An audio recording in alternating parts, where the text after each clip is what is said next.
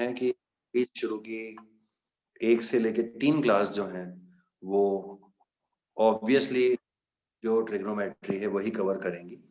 तो जो लोग बीच में, कल भी बच्चे बीच में गए थे, वो बैठ हिसाब से डिसीजन ले लें। No need to inform me and no need to take permission from me. तो आपको पता लग जाएगा। आज मैं जो एंगल्स हैं बेसिकली 0 से लेके 90 तक के, उनकी वैल्यूज के क्वेश्चन बताऊंगा, तो जो कि बहुत ही आसान है। तो देख लीजिएगा जिनका भी पहले पढ़ा हुआ है और पूरा कंप्लीट किया हुआ है। तो बच्चों, कल वाली बात जो हमने लास्ट में की थी ट्रिग्नोमेट्री का, मैंने आपको, हाँ तेज, गुड आफ्टरनून, तो वो मैंने आपको समझा दिया था कल। और 2 ही तरह के क्वेश्चंस हैं, जिनको पढ़ने की परवाह होगी उन्होंने प्रैक्टिस कर ली होगी। अब डे बाय डे ट्रिग्नोमेट्री आगे चलती जाएगी। तो अभी इसके आगे सेकंड स्टेज पर हम क्या पढ़ते हैं, देखिए किताब में शुरू की 2-3 एक्सरसाइज, 2 एक्सरसाइज अच्छी दी हुई हैं, इसीलिए मैं आपको अलग से कोई वर्कशीट नहीं बोल रहा करने के लिए। तो जो पहली एक्सरसाइज है, पहली एक्सरसाइज में आपको सिर्फ ये बताया गया है या आपसे ये एक्सपेक्टेशन की जाती है कि आपको सिर्फ साइन से लेके कोसेक, सेक, टेन, जितने भी आइडेंटिटीज, सॉरी, जो ट्रिग्नोमेट्रिक रेशियोज हैं वो आपको पता होने चाहिए। उनके फॉर्मूला जो है कि वो किसका रेशियो साइन थीटा कहलाता है, पी और एच का, बी, वो आपको पता होना चाहिए। और 2 ही तरह के क्वेश्चंस आते हैं, जिसको पता होता है कि थीटा के सामने वाला परपेंडिकुलर लेना है, बेस लेना है। तो 2 तरह के क्वेश्चंस थे, दोनों में ये था कि एक में ट्राइंगल बना के 2 साइड दी हुई थी, और एक में आपको रिमाइंड करा रहा हूं कि अगर आपको कोई भी एक रेशियो साइन थीटा दे दे, तो साइन थीटा देने का मतलब है कि बेसिकली आपको पी और एच का रेशियो दिया जा रहा है, तो आप उस पी और एच से क्या करते हैं, बी निकाल लेते हैं। आपको कोई टेन थीटा देता है तो पी देता है basically, because tan theta P by B होता है, तो आप पी और बी से एच निकाल लेते हैं बाय पाइथागोरस थ्योरम। और जब आपको तीनों चीजें पता लग जाती हैं, पी बी एच, तो आप फॉर्मूले लगा लगा के कुछ भी फाइंड आउट कर सकते हैं। ठीक है, सो अब इसके आगे क्या, तो जो 2-3 क्वेश्चंस मैंने छुड़वाए हैं वो हम पहले एक बार हमारा बेस बना लेंगे, उसके बाद में करेंगे तो आपको समझ में बहुत अच्छा आएगा। क्योंकि मैं अभी एक्सपेक्ट कर रहा हूं कि जो भी बच्चे अभी पढ़ रहे हैं, तेजपाल बेटा आपका वीडियो ऑन है, और इतनी सर्दी भी नहीं पड़ रही है जितनी तुमने रजाइयां उड़ी हुई हैं। तेजपाल, हाँ शाबाश। तो तेजपाल हमारा यूनिक स्टूडेंट है, कुछ भी कर सकता है। तो क्या कह रहा था मैं, तो बेसिकली क्या है कि ये 2 चीजें अगर आपको पता है, तो अब आगे जो है तीसरी चीज, वो हम क्या करने वाले हैं वो मैं आपको बताता हूँ। कल मैंने आपको एक आइडिया दे दिया था कि जो जो रेशियोज होते हैं 30 डिग्री, 20 डिग्री, उसमें जो रेशियोज कांस्टेंट होते हैं, तो जो जो नेक्स्ट लेवल है ट्रिग्नोमेट्री का, नेक्स्ट जो एक्सरसाइज है ट्रिग्नोमेट्री की, उसमें कुछ नहीं है बच्चों। उसमें क्या होता है, अब जो लोग पहली बार पढ़ रहे हैं ना, वो ध्यान से सुनना मेरी बात। मैंने जो आपको कल बताया था, मैंने आपको एग्जाम्पल दिया 30 डिग्री, 40 डिग्री, 39, 21। तो देखिए इतने सारे एंगल्स के लिए हर ट्राइंगल का रेशियो जो है वो कांस्टेंट होगा। 30 डिग्री के लिए P H, B H, P B अलग होगा, सबके लिए अलग अलग होगा। तो मैंने आपको बताया था कि ये याद करना तो किसी भी इंसान के लिए नामुमकिन है। तो इसके तो पूरे पेजेस में लिखे हुए आते हैं, 4 पेज में, उसमें सब लिखा होता है, 1 डिग्री, 2 डिग्री, 3 डिग्री, उसके लिए सारे रेशियोज क्या क्या है, तो बच्चे उसमें से देख के रेशियो निकालते हैं। तो वो 11th क्लास में आएगा, पहले भी आपको कई बार बता चुका हूँ। वो पूरी किताब के पीछे एक पेज छपे हुए होते हैं, अपने किसी भी क्लास में बच्चे की 11th क्लास के देख लेना, आपको समझ में आ जाएगा। तो अभी इस साल जो है आपको जो एंगल्स हैं उनके रेशोज को बताया गया है, और वो आपको याद करने पड़ेंगे। तो वो जो एंगल्स हैं वो कौन कौन से हैं, 3 तो आपके प्रैक्टिकल पॉसिबल एंगल्स हैं, 30 डिग्री, 45 डिग्री और 60 डिग्री। कि जो 3 ट्राइंगल है ना बेटा, ये तो तुम याद कर लो, मैं भी समझाता हूँ आपको। देखो जिनको नहीं समझ गया ट्रिग्नोमेट्री, वो तो याद भी करके काम चल जाएगा। मैं तो कोशिश कर रहा हूँ कि समझ में भी आ जाए तो ज्यादा अच्छा है। और 2 जो है वो हाइपोथेटिकल एंगल्स हैं, 0 और 90 डिग्री। क्योंकि 90 डिग्री के ट्राइंगल में कोई दूसरा एंगल 0 हो नहीं सकता, और 90 डिग्री के ट्राइंगल में दूसरा एंगल 90 डिग्री हो नहीं सकता। ये तो समझदारी वाली बात है। तो ये 2 होते हैं हाइपोथेटिकल एंगल, 3 होते हैं प्रैक्टिकल एंगल्स। तो इस सेकंड एक्सरसाइज में बेसिकली क्या है कि आपको वो तीनों चारों के याद करने हैं। जैसे मैं आपको समझाता हूं, लेकिन अब क्योंकि ट्रिग्नोमेट्री में रटा नहीं रहा, समझा भी रहा हूं, तो मैं आपको बताता हूं। देखिए, जैसे कल मैंने आपको 30 डिग्री का एग्जाम्पल दिया था, आज मैं आपको 45 डिग्री का एग्जाम्पल देता हूँ। जैसे ये मान लीजिए, ये 9th क्लास की पढ़ाई जिसको थोड़ी बहुत भी आती है उसको आराम से समझ में आ जाए। तो जैसे मैंने कल भी ये बनाया था, फिर यहाँ पर 30 डिग्री लिख के दिखाया था, आज मैं 45 लिख के दिखा। कल मैंने 30 डिग्री लिख के मन से कुछ फिगर्स लिखे थे, आज मैं मन से नहीं लिखूंगा, आपको दिखा के लिखूंगा। तो देखिए, ये 90 डिग्री का ट्राइंगल है। इसमें आपको पता है कि इन दोनों का सम भी 90 होगा, 180 में से ये 90 माइनस हो गया तो ये 45 है, तो ये वाला आपका 45 ही आएगा। लिखे या नहीं लिखे, मैंने कल भी कहा था, कोई फर्क नहीं पड़ता। ये 45 डिग्री है, ठीक है। अब जैसा मैं आपको कल से बताता आ रहा हूं कि राइट एंगल ट्राइंगल में इस एंगल के लिए परपेंडिकुलर का, बेस का और हाइपोटेन्यूज, तीनों का रेशो जो है ना, वो दुनिया में फिक्स है, वो कभी नहीं बदलेगा। तो ट्राइंगल कितना ही बड़ा हो, कितना ही छोटा हो, उसमें साइड्स का रेशो सेम ही रहता है। अब वो क्यों रहता है, उसको आज आप प्रैक्टिकल एग्जांपल देखो। 9th क्लास का बच्चा जो है, उससे अगर आप पूछें कि यार ये 5 सेंटीमीटर है, तो ये दोनों बता, तो वो बता देगा। आप कहेंगे सर कैसे पॉसिबल है, 9th में तो ट्रिग्नोमेट्री होती नहीं है। मैं कहता हूँ जरूरत ही नहीं है ट्रिग्नोमेट्री की। अरे ट्रिग्नोमेट्री कोई मार्स से या चंद्रमा से तो उतर के आई नहीं है।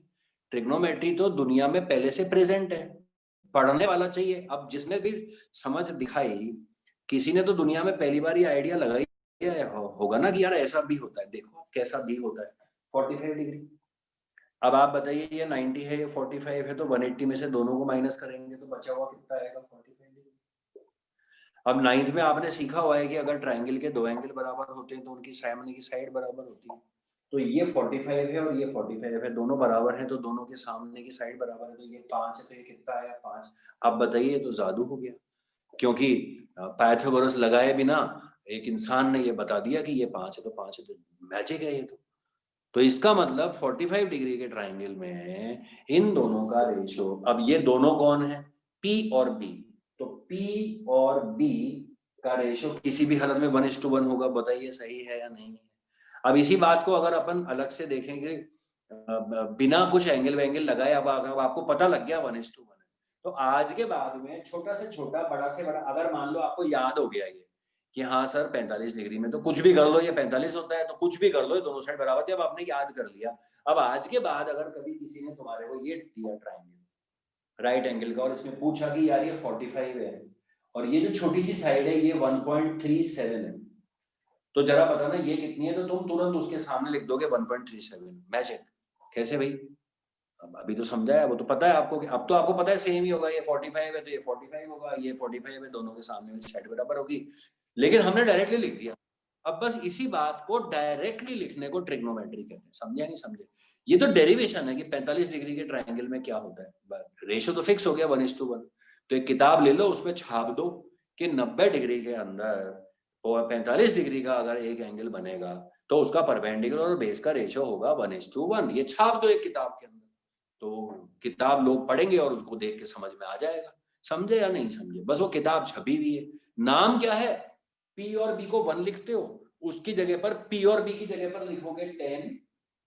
और ट्रिग्नोमेट्री किताब में कैसे छपेगा, P और B की जगह पर 10 छपेगा।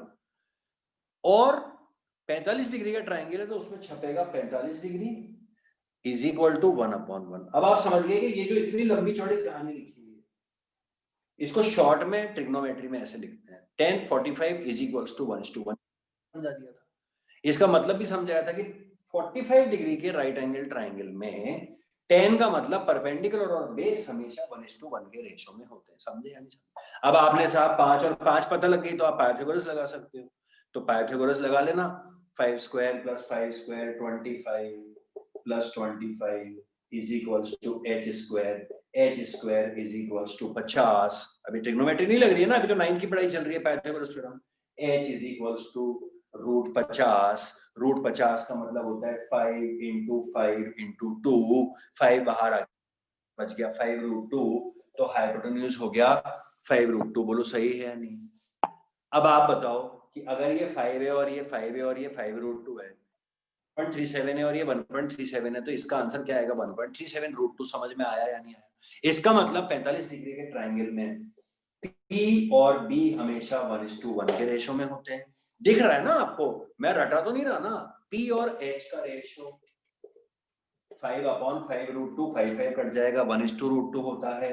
B और H का रेशियो 5 और ये 5 कट गया, 1/√2 होता है। ये बात समझ में आई या नहीं है? ये बात तो आप आपके क्लास में, अगर आपके साथ में कोई 9th क्लास का बच्चा हो उसको भी आप समझा सकते हो कि तो ध्यान रखना आज के बाद में कि राइट एंगल ट्राइंगल में अगर कोई भी एंगल 45 हो ना तो ये दोनों 1:1 ही होंगी, किसी से पूछियो मत। और ये 1:√2 होंगी, ये 1:√2 होंगी। बोलो सामने प्रूफ करा रहा हूं ना मैं आपको, देखा जाए, समझे? अब 10th क्लास में ट्रिग्नोमेट्री पढ़ रहे हो तो P और B 1:1 है तो लिखोगे tan 45। P और H 1:√2 है तो P और H को क्या कहते हैं? साइन। P और H को क्या कहते हैं? साइन। और अब ये 1:√2 जो है वो कौन से वाले एंगल का है? 45 डिग्री वाले ट्राइंगल का है ना, तो यहां लिखा जाएगा साइन 5 इज 1/√2, या लिखा जाएगा cos यानी कि B/H इज 1/√2। अब आ रहा है क्या समझ में? तो ये जो मैंने आपको 45 डिग्री के लिए रेशियो समझाए हैं, ये आपके कोर्स में 45, 30 और 60 के 3 रेशियोज हैं। और जो मैंने आपको ऐसे लिख लिख के कैलकुलेशन कर करके अपनी भाषा में करके फिर ट्रिग्नोमेट्री में कन्वर्ट करके समझाया है। इसी बात को किताब में एक टेबल बना के सीधा छाप दिया गया है। ये जो तीनों वैल्यूज लिखी हैं, ये मैं अभी इनको कोने में कर देता हूं, फिर आपको टेबल बना के दिखाता हूं, उससे आपको टेबल का मतलब समझ में आएगा। देखिए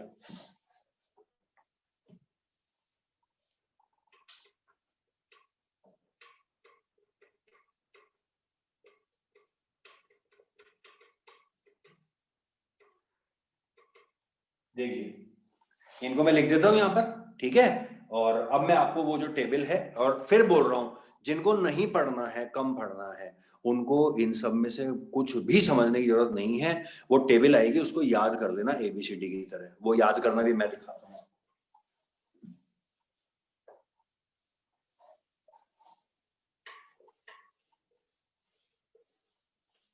देखिए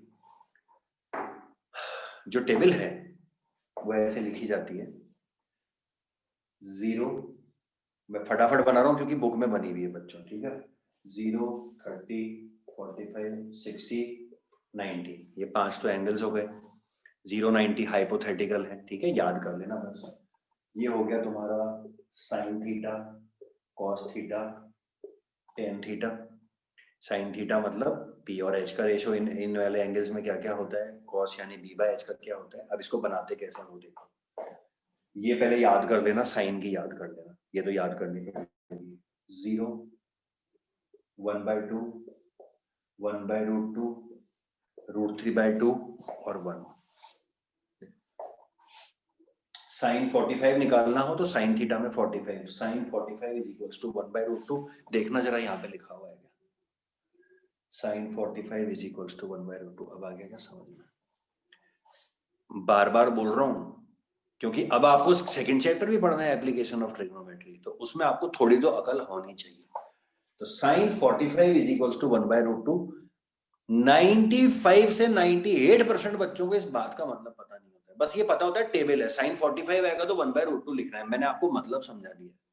साइन 45 इज इक्वल टू 1/√2 का मतलब है 45 डिग्री के ट्राइंगल में, राइट एंगल ट्राइंगल में P और H हमेशा 1:√2 के रेशियो में होते हैं। समझ गए क्या?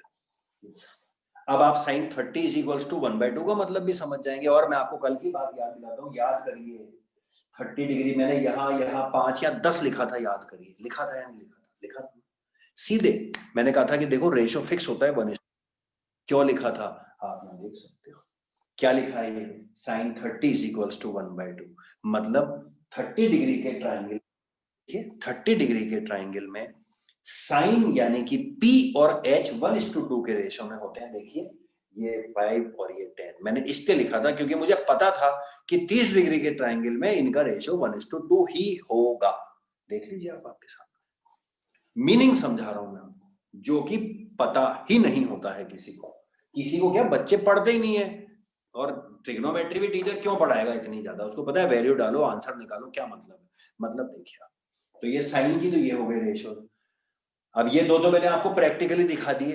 अब आप ये 60 का मतलब भी, अब कोई पूछे तो समझा देना। कोई पूछे कि यार ये क्या मतलब, क्या होता है यार, ये क्या लिखा है, ये साइन थीटा क्या लिखा है, ये 60 क्या लिखा है, ये √3/2 क्या बला है, तो उसको समझा देना कि देख भाई ये रहा 90 डिग्री का ट्राइंगल, 60 डिग्री मतलब है कि इनमें से ये एंगल है 60 डिग्री, और इस 60 डिग्री के अंदर √3/2 साइन के आगे, साइन यानी p/h के आगे √3/2 लिखा हुआ है, इसका मतलब p और h का रेशो किसी भी हालत में √3/2 ही होगा।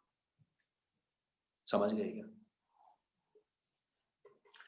अब रट्टे पर आ जाओ, तो साइन तो याद कर लेना, कॉस के अंदर इसको रिवर्स ऑर्डर में लिख देना, 1 पहले √3/2, 1/√2, 1/2 और 0। यहाँ तक कोई परेशानी? और एक एक करके वैल्यू चेक करते जाओ। cos 45 की वैल्यू कितनी है? 1/√2। दिखाया था मैंने आपको अभी 45 डिग्री के ट्राइंगल में b और h का रेशियो 1:2 √2 था, और यहाँ पर भी देख लीजिए cos थीटा के अंदर 45 के नीचे 1:√2 लिखा हुआ है। समझ गए? tan थीटा निकालने के लिए आप सारे sin थीटा को सारे cos थीटा से डिवाइड कर लीजिए। 0/1, इसकी और इसकी प्रैक्टिस कर लिया करो बस, क्योंकि 0/1, 1/0 में ना इन्फिनिटी को बच्चे उल्टा सीधा कर देते हैं, इसकी प्रैक्टिस कर लेना। 0/1 सोच समझ के लिखो, 0/1 इज 0, सही है। 1/0 is infinity, anything upon 0 not defined. ये दो थोड़ा सा ढंग से कर लेना, ये तुम्हें डिवाइड करने आते ही है। 1/2 डिवाइडेड बाय √3/2, 1/2 डिवाइडेड बाय √3/2 का मतलब इनटू उल्टा कर दो, 2/√3, 2 कट गया, 1/√3, 1/√2 divided by 1/√2 is obviously 1, √3/2 divide करोगे ये इनटू में होके उल्टा चले जाएगा, 2 कट जाएगा, √3। और अब आप देखिए 45 डिग्री का ट्राइंगल आपको साक्षात दिखा के, तीनों चीजें आपको बिना ट्रिग्नोमेट्री की हेल्प से 9th क्लास की पढ़ाई से पाइथागोरस थ्योरम से लिख के दिखाई थी। अब आप देखिए कि तीनों वैल्यूज आपके सामने लिखी हैं क्या? 45 डिग्री में साइन के आगे 1/√2 लिखा हुआ है, कॉस के अंदर 45 के आगे 1/√2 लिखा हुआ है, और जैसा आपको पहला एग्जाम्पल दिया था जो कोई छोटा बच्चा भी समझ सकता है,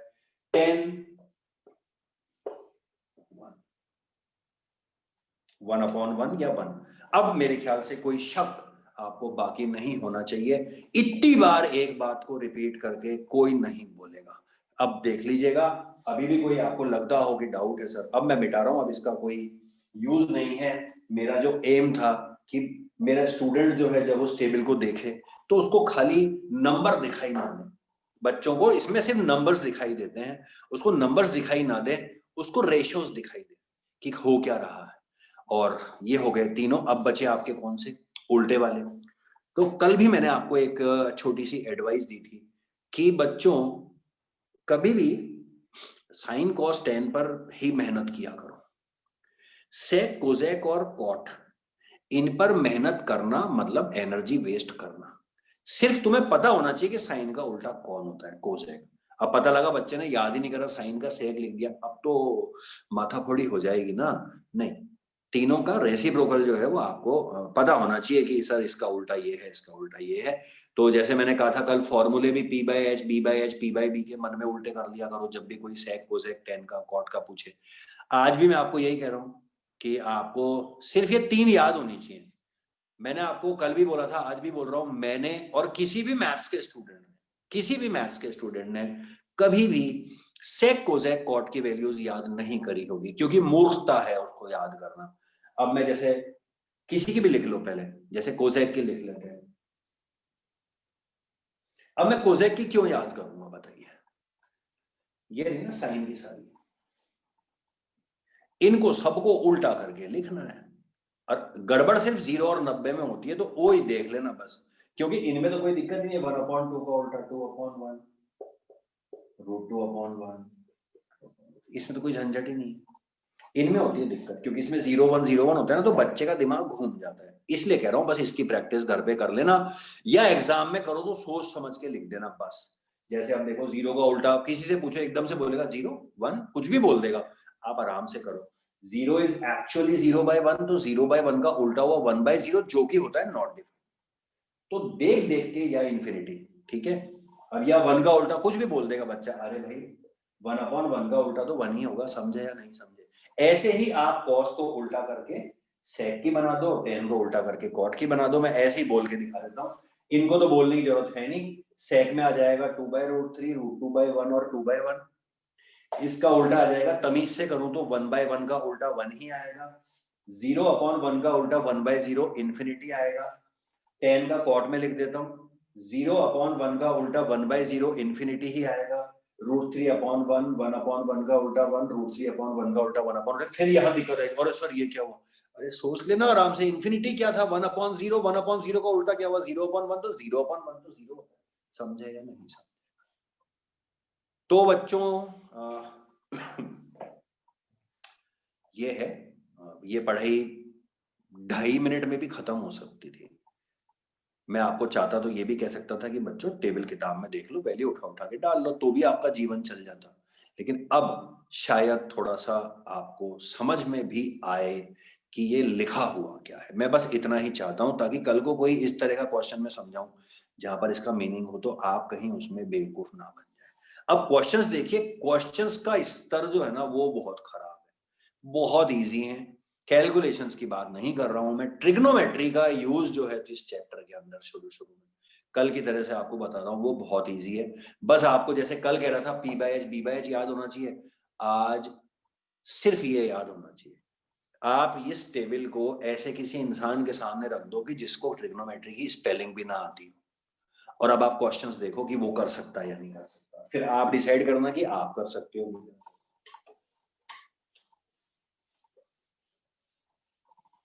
क्वेश्चंस है, फाइंड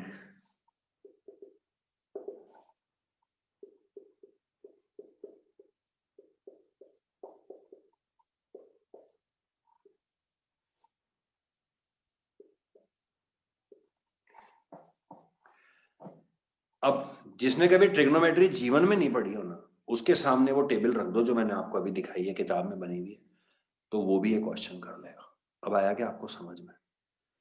दो पार्ट में पढ़ाई होती है, एक होती है समझने की और एक होती है रट्टे की। अब इसमें आप बताओ ट्रिग्नोमेट्री की समझ की कहाँ जरूरत पड़ रही है? आपको वैल्यूज पता होनी चाहिए, तो यहां आके ट्रिग्नोमेट्री मतलब बर्बाद हो जाती है। मेरा कहना है, हालांकि क्वेश्चंस तो ये है, इनको करके ही सीखोगे आगे, लेकिन मेरा कहने का मतलब ये है कि इन क्वेश्चंस में ट्रिग्नोमेट्री की जरूरत नहीं है। साइन 90 है, आपको मतलब पता है नहीं पता है, आपको साइन का मतलब भी पता है या नहीं है? साइन ऐसा ही एन है, ऐसा ही एन ही है। अंग्रेजी का ज्ञान बांटने वाला आ जाएगा, वो कहेगा सर आप बोलते ही गलत हो, ऐसा ही एन तो सिन होता है, सिन का मतलब है पाप। आप कहते हो साइन, पाप कर रहे हो आप, साइन बोलते हो, गलती बात है।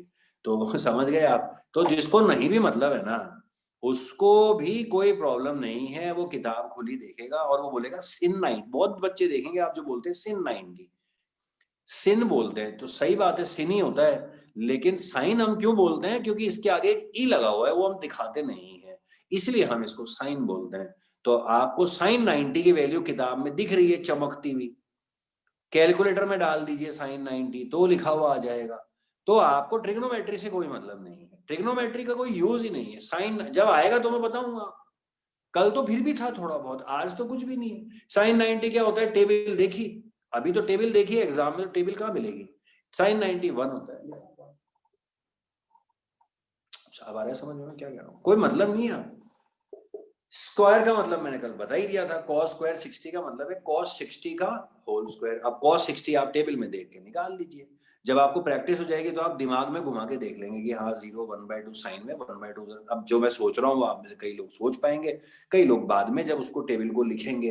कई बच्चे एग्जाम में जाके सबसे पहले टेबल लिखते हैं, वो भी कोई गलत नहीं है, लेकिन देख लीजिएगा आपके ऊपर है। तो cos 60 की वैल्यू लिखनी है, तो cos 60 की जगह 1/2 का होल स्क्वायर। टेबल सामने खुली होनी चाहिए या याद होनी चाहिए कि हाँ ठीक है सर 1/2 होता है। tan 30 इज 1/√3, वैल्यू डालनी है। cot 45 इज 1, तो cot स्क्वायर 45 है तो 1 का स्क्वायर इज 1। इसके आगे मैंने आपको कहा था कि मैं आपको जब ट्रिग्नोमेट्री थोड़ा सा खत्म हो जाएगी 50%, तो एक दिन में 15-20 मिनट स्पेसिफिकली उन बच्चों के लिए जो इसमें गड़बड़ करेंगे।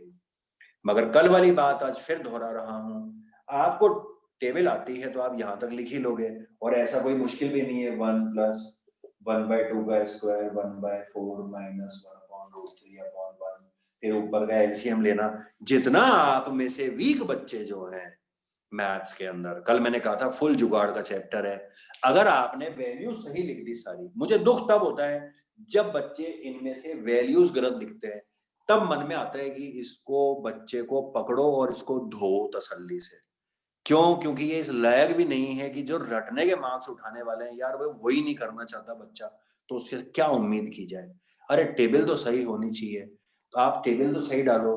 बाद में गलती करोगे तो मैंने कल भी कहा था, टीचर ट्रिग्नोमेट्री चेक कर रहा है, वो आपको माफ कर देगा। वो आपको 4 में से 2 नंबर नहीं, आपने वैल्यू सही डाली है, बाद का गलत कर दिया तो आपको 4 में से 3 सवा 3 नंबर देगा। Try to understand. मैं हालांकि इसको भी समझाऊंगा, जो सीखना चाहेगा वो 4 में से 4 भी सीख लेगा, बट नहीं भी कर पाए तो एटलीस्ट ट्रिग्नोमेट्री के नंबर तो बड़े आराम से उठा सकते हो ना। अब इसको दूसरे चैप्टर से कंपेयर करके देखो वो कितने मुश्किल होते हैं, ये कितना आसान है। ठीक है बच्चों, तो ये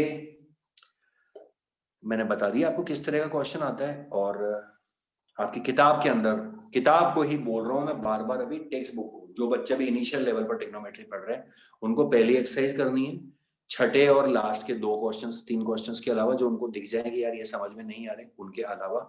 और सेकंड एक्सरसाइज को जब आप खोलेंगे तो उसमें पहला क्वेश्चन है, उसमें ये सारे लिखे हुए हैं, उनको सॉल्व करते जाइए, बैठे बैठे करते जाइए।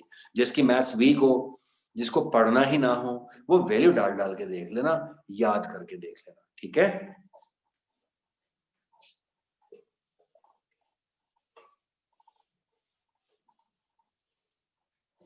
इसी को अपन कंटिन्यू करते हैं। अब इसमें मुझे मान लीजिए कि कुछ घुमा फिरा के क्वेश्चन पूछना है, तो मैं इस तरह से पूछ लूंगा, किताब में नहीं है इस तरह का, ऐसे आइडिया के लिए बता रहा हूँ।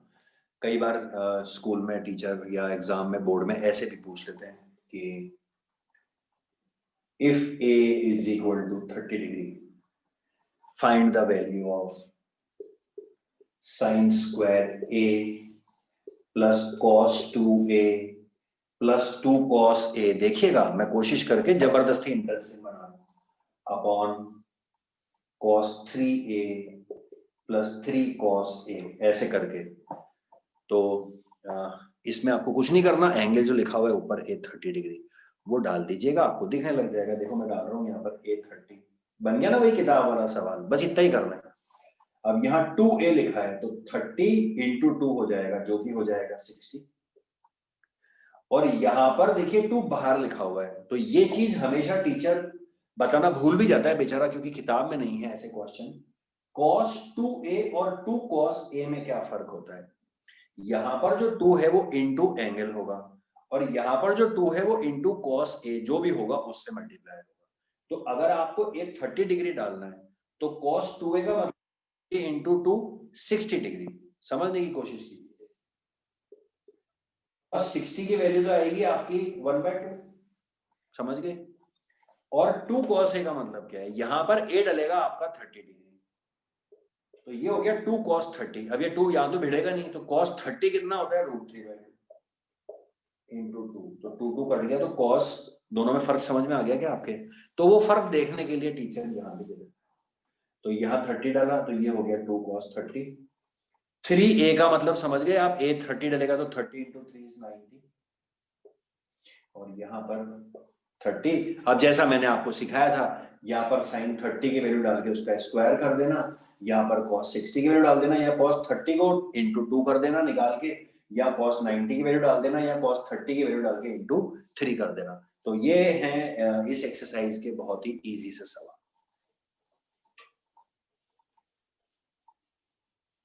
ठीक है बच्चों, आप देखेंगे कि मैं बार बार बोलता रहता हूँ कि पहली एक्सरसाइज में 2 टाइप के, दूसरे 2 टाइप के हैं। ऐसा मैं इसलिए बोल रहा हूँ बच्चों, क्योंकि एक्चुअल में ट्रिग्नोमेट्री के अंदर जो सवाल बनते हैं वो सवाल जिन लोगों को कम पढ़ना है तो उनके लिए बड़ा कम सवाल होते हैं, लिमिटेड सवाल होते हैं। जिन्होंने स्टैंडर्ड लिया है या जो मैथ्स पढ़ते हैं उनकी तो पढ़ाई ही किताब के बाहर चालू होती है, लेकिन जिन लोगों ने बेसिक लिया है उन लोगों के लिए मैं आपको फिर बोल रहा हूँ, किताब के अंदर भी जो थोड़ा बहुत मैं बता रहा हूँ, 2 तरह के सवाल है स्टैंडर्ड होते हैं, वही एग्जाम में घूम फिर के आते हैं। तो आप अगर जो मैं बता रहा हूँ वो थोड़ा बहुत भी कर जाएंगे तो ट्रिग्नोमेट्री आपका स्कोरिंग टॉपिक बन जाएगा।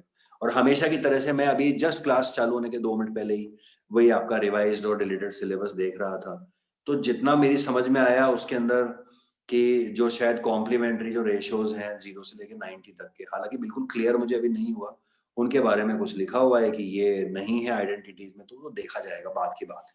अभी तो जो आपके कोर्स में है सारा सिंपल, वो तो आप जरूर करें ही करें, तो यहाँ तक कोई परेशानी होनी नहीं चाहिए। अब मैं आपको इसी से रिलेटेड कुछ एक दो तरह के क्वेश्चंस और बता देता हूँ। मैं बहुत आराम से चल रहा हूँ, अभी तक देखा जाए तो मैंने 3 तरह के क्वेश्चंस ही कराए हैं, और जो बहुत ही आसान कैटेगरी में आते हैं। चौथा जो मैं बता रहा हूँ वो भी बहुत आसान है, और बहुत ही एग्जाम के पॉइंट से बहुत ही इंपॉर्टेंट क्वेश्चन है, 3 नंबर में आते हैं और 2 लाइन का आंसर होता है। देखिए, उससे पहले आपको, इट्स अप टू यू बेटा। देखिए, आप लोग कहेंगे क्या हो गया अचानक सर को, किसी ने कुछ टाइप करके भेजा था, उसको जवाब देना था, तो अभी है, टाइम है अभी तो अच्छा खासा। तो कुछ क्वेश्चंस जो हैं सेकंड एक्सरसाइज में आपको मिल जाएंगे, और मैं पूरी कोशिश करूंगा, मैं आपको वर्कशीट भी भेजूंगा, चिंता मत करिए। वर्कशीट मगर 2 तरह की होगी, एक तो वो जिसमें किताब के प्रैक्टिस के क्वेश्चंस हो जाएंगे, और दूसरी वो जो हायर स्टैंडर्ड की होगी। मैं बताता जाऊंगा आपको क्या है क्या नहीं है, अभी तो अपना इधर ही फोकस करते हैं। तो देखिए, ट्रिग्नोमेट्री में जो एक और क्वेश्चन है, पहले उसके पीछे का अगेन फंडा बता देता हूँ। क्या होता है बच्चों, जैसे आज आपने वैल्यूज भी देख ली, 30 डिग्री की, 45 डिग्री की, 60 डिग्री की, तो किताब में तो कई तरह से लिखा हुआ होता है, मैं आपको अपनी भाषा में समझाता हूँ ताकि आपको समझ में आ जाए। देखिए, सिंपल सी बात है कि किसी भी एंगल के लिए जो रेशोज होते हैं ना, वो उस एंगल के लिए यूनिक होते हैं, वो किसी और एंगल के लिए नहीं होते। Try to understand. जैसे 30 डिग्री के लिए आपने देखा कि पी और एच का रेशो 1/2 है, आपको आज ही दिखाया मैंने, या 45 तो रट गया होगा आपको। 45 डिग्री के लिए आपने देखा कि दोनों का रेशो 1:1 होता है, आज देख लिया आपने। तो 45 डिग्री के लिए अगर रेशो 1:1 है ना, तो वो किसी भी दूसरे एंगल के अंदर 1:1 नहीं होगा। मतलब हर एंगल के रेशियोज कांस्टेंट होते हैं, मगर अलग अलग होते हैं, रिपीट नहीं होते। इसका मतलब अगर कोई 2 एंगल्स हैं ए और बी, अलग अलग, तो उनका कभी भी साइन थीटा या कॉस थीटा या टेन थीटा या कोई सा ही थीटा कभी बराबर नहीं हो सकता बच्चों।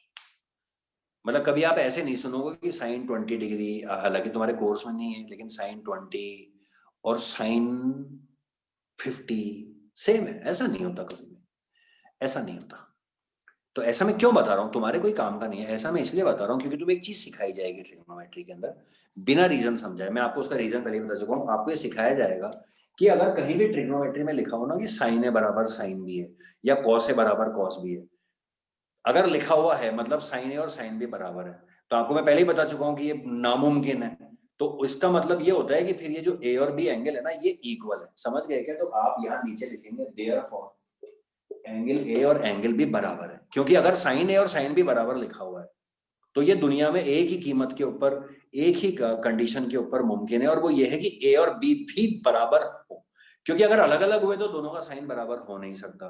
तो अगर कहीं भी ट्रिग्नोमेट्री में लिखा होता है कि साइन ए बराबर साइन बी है, तो अपन साइन साइन हटा के ए बराबर लिख देते हैं, लेकिन बच्चों को लगता है कि कटिंग हो रही है तो बच्चे से काटते हैं। ये ब्लंडर कभी लाइफ में मत करना, समझ गए क्या? ये ब्लंडर मत करना, मैं हमेशा मना करता हूँ। साइन साइन काटना नहीं, कोई फैक्टर थोड़ा ना है साइन जो काट रहे हो। जब फैक्टर काटने की बारी आती है, जब तो तुम्हारे को प्रॉब्लम हो जाती है। साइन काटते हैं बच्चे, नहीं साइन काटना नहीं है, देयरफॉर लगाइए और ए बराबर भी लिख दीजिए। तो आज के बाद कभी भी आपको कुछ भी लिखा हुआ मिले ना, जैसे आपको लिखा हुआ मिले टेन थीटा बराबर टेन बीटा, तो कोई दिक्कत नहीं है, आप लिख दो कि थीटा और बीटा बराबर है, अलग नहीं हो सकते। अब ये टेन टेन हटा दो, समझ गए क्या? तो इससे रिलेटेड जो क्वेश्चंस हैं वो बड़े ही आसान, एक एक दो दो नंबर के होते हैं, वो मैं आपको बता, वो क्वेश्चंस मन से नहीं बना सकते, इसलिए मैं बुक को उठा रहा हूं, आपको भी बुक में देखने को मिल जाएंगे। और एग्जाम्पल्स को कवर करते चलना, जिनको परवाह है पढ़ाई की वो एग्जाम्पल्स को कवर करते चलना। मैं रोज रोज लेक्चर देता रहता हूँ, अब मेरे लिए स्पून फीडिंग कराना पॉसिबल नहीं है, जिनको परवाह है वो पढ़ना चालू कर देंगे। तो जैसे आपकी किताब का मैं क्वेश्चन लिख रहा हूँ, जो थोड़ा अच्छा लगे वो लिख देता हूँ। देखो आपको एग्जाम वाले इतने आलसी होते हैं कि ये 2 क्वेश्चन है, ऐसे और बहुत बनते हैं, लेकिन वो किताब में ये 2 क्वेश्चन ही उठा उठा के देते हैं। ये गिवन है आपको, ठीक है, ये गिवन है और आपको निकालने हैं कि ए और बी क्या है। बस ये आपने एक क्वेश्चन देखा, आपके जो शुरू की इनिशियल लेवल की ट्रिग्नोमेट्री है ना, उसमें अच्छी बात ये है कि एक क्वेश्चन देखा तो 20 कवर हो गए, बस प्रैक्टिस के लिए करते जाओ, कैलकुलेशन के लिए। अब ये एक क्वेश्चन देखा तो इस जैसे जितने भी है ना, वो सिर्फ प्रैक्टिस रह जाएगी, उसमें को तुम्हें नया नहीं सोचना पड़ेगा। तो देखा जाए तो अगर मेरे साथ पढ़ाई कर रहे हो तो ये है 1 2 3 4th नंबर का क्वेश्चन। 4 का मतलब है आप आर डी शर्मा के 4 इंटू 10 40 या 50 या 60 क्वेश्चन कर सकते हो, एक जैसे हैं सारे। हर क्वेश्चन जो कल 2 बताए थे वो, या जो मैंने आज बताया वैल्यू डालने वाला वो, और या ये, समझ गए, ये टाइप्स हैं, सिंपल है। इसमें हर क्वेश्चन में क्या करना है आपको, अब आपको ए और बी निकालना है। अभी वहां बताइए ए और बी कहां से निकलेगा, वैल्यू कहां से निकलेगी? ए और बी 2 वेरिएबल है, आपको 2 इक्वेशन चाहिए, तो 2 इक्वेशन बनी भी तो है इज इक्वल टू लगा के। लेकिन यार हमने ये इक्वेशन नहीं देखी, ये तो आप 11th क्लास में देखेंगे। आप 11th क्लास में जाके आपको सॉल्व करनी पड़ेगी ट्रिग्नोमेट्रिक इक्वेशंस, वो अभी तो है नहीं। क्या करें साहब? तो देखिए, हमेशा के लिए याद कर लीजिए कि इसके सामने जो वैल्यू लिखी हुई आएगी ना, ये वैल्यू हमेशा वो होगी जो आपने टेबल में देखी होगी। जैसे 1/3 लिखा हुआ नहीं आएगा, क्योंकि 1/3 तो आपने देखा साइन की टेबल में है ही नहीं। तो आपको याद करना पड़ेगा कि हाँ यार किस में था, साइन के अंदर 1/2 कहां पर था, तो याद करिए 30 डिग्री में था, मैं कल से पढ़ा रहा हूं आपको। तो आपको उल्टा काम करना पड़ेगा, आप इस इक्वेशन के अंदर 1/2 की जगह पर लिख देंगे साइन 30। जो बच्चे पढ़ते नहीं हैं, हद दर्जे के नालायक होते हैं, उनको आप ये इजी क्वेश्चन भी नहीं सिखा सकते। वो कभी यहाँ पर 30 लिखेंगे, कभी कुछ लिखेंगे, नहीं भाई 1/2 को हटाइए। 1/2 क्या होता है? क्या 30 होता है? 1/2 30 होता है।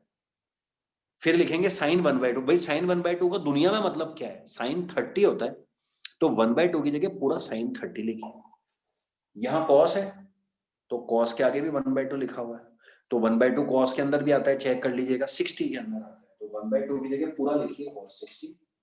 और जैसा मैंने आपको अभी अभी बताया कि अगर दोनों तरफ साइन आ जाए तो यह नामुमकिन है। ये तभी मुमकिन है जब a माइनस बी और 30 बराबर है। तो आप इसके नीचे लिखेंगे therefore a minus B is equal to 30, काटना नहीं बस। कॉस कॉस बराबर हो गया। अब आप समझ गए क्या? देखो दोनों में 1/2 लिखा था, लेकिन यहाँ साइन लिखा था तो मैंने साइन की टेबल देखी, कॉस लिखा था तो कॉस की टेबल देखी, ये आ गया आपका। ये बन गई आपकी वो 2 लीनियर इक्वेशन जो आप शुरू शुरू में साल में पढ़ के आए हैं। दोनों को सॉल्व कर लीजिएगा, इक्वेटिंग द कोफिशिएंट वगैरह वगैरह आपको आता ही है। ये दोनों इक्वेटिंग हो ही रखी है, तो चाहे दोनों को ऐड कर लो चाहे सब्ट्रैक्ट कर लो। ऐड करोगे तो a और a 2a, b b cancel, 90, a is equal to 90/2 45, और a की जगह 45 डाल लो कहीं पर भी, तो b आ जाएगा 15। ये रहा आपका आंसर। 2 नंबर 3 नंबर का क्वेश्चन आता है, 2 लाइनों में सॉल्व हो जाता है। और तुरंत चेक कर लो आंसर भी अपना, तुरंत चेक कर लो कि अच्छा a 45 है b 15 है, मन में ही चेक कर लो a 45 b 15, 45 साइन 30। हाँ यार साइन 30 1/2 होता है। a 45 50 50 60 cos 60, हाँ यार cos 60 1/2 होता है। चल भाई शाबाशी दी खुद को ही और निकल लिया आगे। समझे या नहीं समझे? तो एक दूसरे तरह का ये क्वेश्चन है। आप चाहो तो मैं आपको सेम टू सेम, पूरा तो नहीं लेकिन आपको वैसे ही करके दिखा देता हूँ, किताब का ही क्वेश्चन है। ये मैं इस तरह से इसलिए दिखा रहा हूँ, टाइम भी वेस्ट नहीं कर रहा, क्योंकि ये तो रट्टे हैं। जो बच्चा रिकॉर्डिंग देख के इनको एक एक बार कॉपी के अंदर कर लेगा वो कभी भूल ही नहीं सकता एग्जाम। बस एग्जाम में एक बार रिवीजन करना पड़ेगा आपको।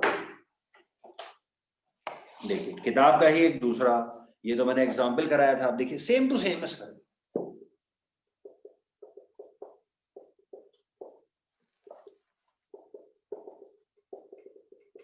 क्या फर्क है? पहले यहाँ पर दोनों में 1/2 लिखा था और साइन कॉस लिखा था, अब की बार दोनों में tan tan लिखा है। हमारे कोई फर्क नहीं पड़ता, हम तो ये देखते हैं कि यहाँ पर ये जो लिखा है यहाँ क्या है, tan है, तो tan में भाई √3 कब आता है? tan 60 1/√3 कब आता है? tan 30। दोनों में tan tan हट गया, दोनों में tan tan हट गया, पहली इक्वेशन बन गई a + b = 60। सेम बनी है ना, वही तो थी अभी देखो आप, a + b 60 और a - b 30, आंसर तक सेम आएंगे, a 45 और b 15। बताओ, 2-2 मिनट के क्वेश्चंस देख लीजिए आराम से।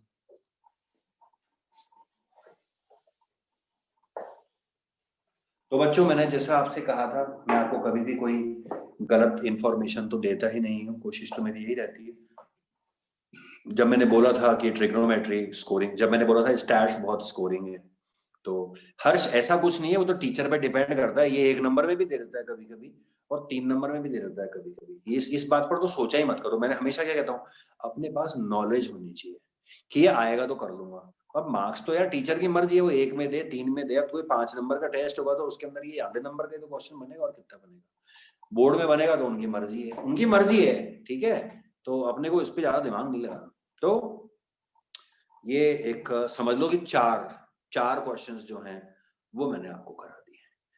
पांचवा जो मैं करा रहा हूं वो मैं करा देता हूं, क्योंकि किताब के अंदर उसको बेवकूफ़ी की वजह से जगह नहीं दी गई है। लेकिन वो आपका जो सेकंड चैप्टर है उसमें है, एग्जाम्पल्स के अंदर है, it is foolish not to do such kind of simple questions. तो वो मैं आपको बता देता हूँ, और उससे आपको, मैंने टाइम अभी देखा तो 10-12 मिनट थे, तो उससे आपको ट्रिग्नोमेट्री की पूरी समझ जो है, फर्स्ट एक्सरसाइज का फॉर्मूला और सेकंड एक्सरसाइज की वैल्यू, उनको दोनों को मिला के क्या तड़का लगता है, वो मैं आप लोगों को अभी जो क्वेश्चंस बता रहा हूँ उसमें आपको मैं बता देता हूँ। तो जो मैंने आपको कल सिखाया था कि आप, कल मैं कितनी बड़ी बड़ी बातें कर रहा था कि आप एक साइड से बाकी दोनों निकाल सकते हैं बिना पाइथागोरस का इस्तेमाल किए। और मैं आपको फुल एक के बाद एक टर रहे एग्जाम्पल पे एग्जाम्पल दे रहा था, आपको आता ही था। हाँ हाँ सर, ठीक है ठीक है। आज मैं आपको उस बात को, आज मैं आपको बिल्कुल विथ एग्जैक्ट वैल्यूज में आपको डाल के दिखा सकता हूँ। क्यों दिखा सकता हूँ, देखिए। बेसिकली ये जो है, ये है अब यूज ऑफ ट्रिग्नोमेट्री। अब तक तो रट्टा था, अब देखिए यूज ऑफ ट्रिग्नोमेट्री। देखिए, जान पूछ के कुछ टेढ़े बेढ़े एड़े बेढ़े ट्राइंगल बनाते हैं, एक्स वाई जेड।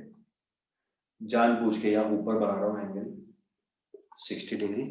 फर्स्ट और सेकंड एक्सरसाइज का खिचड़ी बना के देखते हैं। पहली एक्सरसाइज का फॉर्मूला और दूसरे एक्सरसाइज की वैल्यू। और क्वेश्चन है कि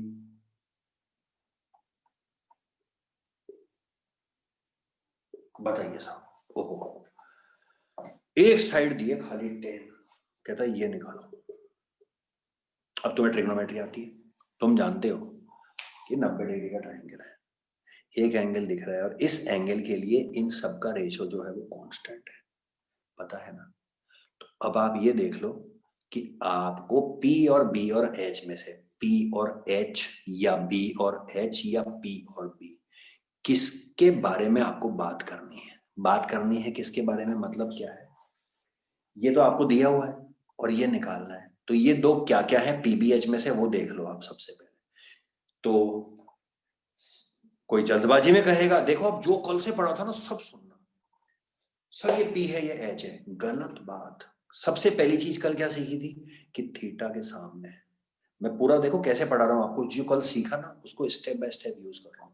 सबसे पहले आपको ये सिखाया गया था कि PBH किसे लेते हैं, देखना जरा, थीटा के सामने वाला परपेंडिकुलर, जो बचा वो बेस, और ये हाइपोटेन्यूज। मतलब H से B निकालना है, मतलब B और H की कहानी है, सही है या नहीं है। पहली चीज ये सीखी थी हमने, थीटा के सामने क्या लेते हैं, तो ये हो गया उस हिसाब से बेस, और ये हो गया हाइपोटेन्यूज। पहली चीज ये सीखी थी। दूसरी चीज क्या सीखी थी, बी और एच की कहानी चल रही है, तो बताओ बी और एच किसका रेशो होता है, कॉस थीटा का। बोलो सही है या नहीं, बताओ। ये सेकंड नंबर की कहानी थी कि कॉस थीटा होता है बी बाय एच, तो आपने ये कर दिया cos theta is equals to. अब बताओ कल की नॉलेज यही थी या नहीं थी कि थीटा के सामने वाले को परपेंडिकुलर लेते हैं, तो ले लिया, इसको बेस ले लिया, ऐसे लिया। और दूसरी नॉलेज क्या थी, फॉर्मूला। इसके अलावा तुम याद कर लो कि पहले एक्सरसाइज में आपको सिखा देगा कुछ नहीं। ये रहा पहला एक्सरसाइज, हो गया। अब दूसरा एक्सरसाइज, आज तुमने ये सीखा कि 30, 60, 45 डिग्री के एंगल्स का रेशो भी निकाला जा सकता है, तो करें। तो आज तुम्हारा एंगल कितना है, 60 डिग्री, ये तुमने सेकंड एक्सरसाइज में सीखा। तो तुम थीटा के अंदर क्या डालोगे, बोलो 60 डिग्री, बोलो सही है ना। अब तो तुम जानते हो, सेकंड एक्सरसाइज पढ़ ली तुमने। इज इक्वल्स टू बी, ये तुम्हें निकालना ही है, एच तुम्हें दिया हुआ है, बोलो सही है या नहीं। अब cos 60 की वैल्यू तुम्हें पता है अच्छी तरह से, cos 60 की वैल्यू होती है 1/, ये लो तुम्हारा काम हो गया, 10 ऊपर कट गया 5, ये लीजिए। कल की और आज की एक्सरसाइज का मिश्रण समझ में आया या नहीं आया? तो ऐसे कभी भी कोई सवाल आए तो आपको बस ये देखना होता है कि कौन सी साइड, देखो सिंपल समझाऊं, कौन सी साइड दे रखी है और कौन सी साइड निकालनी है। अब वो क्या होगा, या तो P और H होगा, या P और B होगा, या B और H होगा। तो अकॉर्डिंगली या तो साइन ले लेना, या कॉस ले लेना, या टेन ले लेना। फिर जो एंगल लिया हो उस एंगल को डाल के आज की टेबल से वैल्यू लिख लेना, तुम्हारा आंसर आ जाएगा। चेंज करूं इस क्वेश्चन को, इसको मिटाया दो। अब मान लो ये पूछा था तुमसे, मान लो तो H दिया हुआ है और P निकालना है, तो P और H किस में आता है, साइन थीटा में। तो मैं यहां पर क्या लिखता, sine theta is equals to P by H। बोलो सही है या नहीं, समझ गए क्या? Sine theta is equals to P by H, ठीक है। जो लिख के दिया वो आया और ब्लैंक हो गया, इसलिए मैं कुछ समझ नहीं पाया और टाइम भी नहीं है। सो जो है ठीक है, और P निकालना ही है, पूरा लिख देना बाय जेड में, तो P लिख रहा हूं, P अपॉन H। साइन 60 क्या होता है, √3/2, √3/2। P निकालना है, H दिया हुआ है, 2 इधर चले जाएगा, 2 5 जा 10, 5√3। तो अभी आपने देखा कि H से P निकालना था तो ये आ गया 5√3, H से B निकालना था तो ये आपको याद होगा 5 आया था। अब आप कुछ भी कर लो, आप इन दोनों से पाइथागोरस डाल के ये निकाल लो तो भी 5 आएगा। आप H से B निकाल लो cos थीटा लगा के तो भी 5 आएगा। और अब आप इसको भूल जाओ, इससे ये निकाल लो, अरे तो भी 5 आएगा। निकालें फिर से प्रैक्टिस के लिए। अब की बार थीटा के सामने ये परपेंडिकुलर और ये बेस चल रहा है। अब की बार कहानी किसकी है, हर्ष? P और B के। रुक जाओ, P और B के, तो मैं अब की बार लिखूंगा tan थीटा। मैं आपको ऐसे ही घुमा घुमा के दिखा रहा हूँ, आंसर तो आ गया। मेरा कहने का मतलब है कि बस एक साइड दिखनी चाहिए। अब मान लो ये नहीं दिख रही, ये दिख रही है 5√3, इससे ये निकालना है। तो अब P और B का ratio 10, directly 60, tan 60 is equals to perpendicular upon base. tan 60 कितना होता है, बोलो फटाफट, √3। B इधर, √3 नीचे, B इधर, √3 नीचे आके कट गया, B इज इक्वल टू 5। तुम कुछ भी कर लो, 5 आ रहा है या नहीं आ रहा है, समझे? Simple trigonometry. अब फरमाइए हर्ष जी, क्या कह रहे हैं आप? सर अपन XZ की जो लेंथ है वो अपन Y को 30 डिग्री लेके भी तो साइन से कर सकते हैं ना, आपकी साइन मर्जी 30 है से। भाई। जो हर्ष कह रहा है वो भी सुनो। हर्ष एक बार ऑडियो म्यूट कर ले, सिर्फ नॉलेज के लिए सुन लो। जैसे मैंने अभी जबरदस्ती आपको घुमा घुमा के दिखाया, इधर उधर कर करके मैंने आपको दिखाया। अब एक बात बताइए समझने के लिए, क्योंकि ये बातें समझ में आ गई तो आपका तो काम ही खत्म हो जाएगा पूरा, ठीक है। 1 मिनट तेज पर रुक जाओ भाई, ये रहा क्वेश्चन। अब मैंने कहा इससे ये निकालो या ये निकालो, जो भी निकालो। तो एक बात बताइए, ये 60 है तो ये भी तो एंगल फिक्स है, 30 ही है, और क्या है, 90 60 से 30 आ जाएगा। अब हर्ष का कहना ये है कि सर, अब मैं 60 के हिसाब से निकाल रहा था, हर्ष का कहना ये है कि मैं, ये 30 है तो मैं 30 से निकाल लूंगा इन दोनों को। अबे तो आंसर तो वही आएगा। ये भी आप लोगों के लिए इंटरेस्टिंग चीज होगी। जैसे मैंने बताया, एच से ये निकाल लो, इससे ये निकाल लो, आंसर तो वही आएगा। इससे ये निकाल लो। अब आपने जैसे 60 दिया हुआ था, टीचर ने तो 60 दिया था, लेकिन आपको इधर देखने में हिचक आ रही है कि सर वो ऐसे क्या ध्यान नहीं रहता क्योंकि इसके सामने ये तो क्या दिखता ही है कि परपेंडिकुलर बेस है, तो कंफ्यूजन कर लो। अब ये 30 है, अब 30 के हिसाब से तुम्हें ये निकालना है, तो अब की बार ये परपेंडिकुलर हो गया और ये हाइपोटेन्यूज हो गया। तो साइन P और H का रेशियो क्या होता है, साइन 30 डिग्री। तो पहले तुम 60 लिख रहे थे, अब तुम 30 लिख लो। Sine 30 is equals to P by H। Sine 30 कितना होता है, 1/2। 10 ऊपर चले जाएगा, कट जाएगा। और तुम कुछ भी कर लो 5 ही आएगा। तुम किसी से निकालो, चाहे 60 से निकालो, 30 से निकालो, तभी तो सिखाते हैं कि ये एंगल लो तो ये परपेंडिकुलर लेना, और ये बेस लेना, और ये लो तो ये परपेंडिकुलर बेस लेना। इसीलिए आंसर भी फिर घुमा घुमा के फिर सेम ही आ जाता है। समझ गए बच्चों? तो ये जो चीज मैंने आपको बताई है, ये आप कहेंगे कि सर ये किताब में तो मैंने देखी थी, ऐसा कोई क्वेश्चन नहीं मिला। तो ये मैंने आपको पहले ही बोल दिया, किताब वाले की गलती है, जबकि ये इतना मामूली सवाल है, ये तो देना ही चाहिए। इसकी जगह पर किताब में क्या दिया हुआ है एग्जाम्पल्स में, मैं आपको वो और दिखा देता हूँ। तो अभी आपने देखा, अभी 2-3 मिनट उसमें समझ में आ जाएगा। मैं थोड़ा सा फास्ट बोल के, जल्दी बोल के, थोड़ा सा 10-10 मिनट एक्स्ट्रा पढ़ाई खींचने की कोशिश कर रहा हूँ ताकि अपन और ज्यादा समय जाए। देखिए एग्जाम्पल देखना। अभी मैंने आपको बताया कि एक एंगल और एक साइड से कुछ भी कर सकते हो। अब टीचर ने तुम्हें दे दी 2 साइड्स, ये है तुम्हारी किताब में एग्जाम्पल के अंदर कि 5 और 5√3 है। अब साहब ये वाला एंगल निकालो। अब तुम्हें पता है ये निकालो तो ये तो निकल ही जाएगा। टीचर का ये निकालो, कुछ भी निकाल लो यार, वही वाली बात है, कुछ भी निकाल लो। अब मान लो तुम इससे शुरू हो गए, अब तुम कहोगे सर अब तो कैसे करेंगे? तुम तो लगा दो ना यार, तुम तो लगा दो ट्रिग्नोमेट्री। थीटा के सामने ये क्या है? परपेंडिकुलर, और ये है बेस। तो ये कहानी पी और बी की है, तो तुम tan थीटा लिख दो। अब पिछले क्वेश्चंस में क्या होता था कि एक थीटा और एक साइड दी होती थी, तो हम यहाँ वैल्यू डाल देते थे, यहाँ वैल्यू डाल देते थे, टीचर। अब की बार टीचर ही दोनों दे रहे हैं, तो दोनों डाल दो। P upon B, P upon B cut गया। tan theta is equals to 1/√3। अब तुम देख लो कि tan थीटा के अंदर 1/√3 किसका रेशियो आता है? 30 डिग्री का आता है या नहीं आता? देख लेना आराम से जाके। tan 30 1/√3 होता है, तो हो गया। इसका मतलब थीटा कितना है? 30 डिग्री, और ये 30 है तो ये निकालने की जरूरत ही नहीं है। कितना आएगा 180 में से माइनस करके? ये आएगा 60 डिग्री। सो बच्चों सक्सेसफुली मेरे हिसाब से मैंने खत्म करा दिया है काम, और बाकी मैं इंस्ट्रक्शन रोज देता ही रहता हूँ। जो बच्चे रिकॉर्डिंग बाद में देख रहे हैं या अभी नहीं देख रहे हैं, जिन्होंने पहले ट्रिग्नोमेट्री नहीं पढ़ा है या जिनकी पढ़ाई कमजोर है, वो प्लीज डाउनलोड कर लीजिएगा। That's all for today.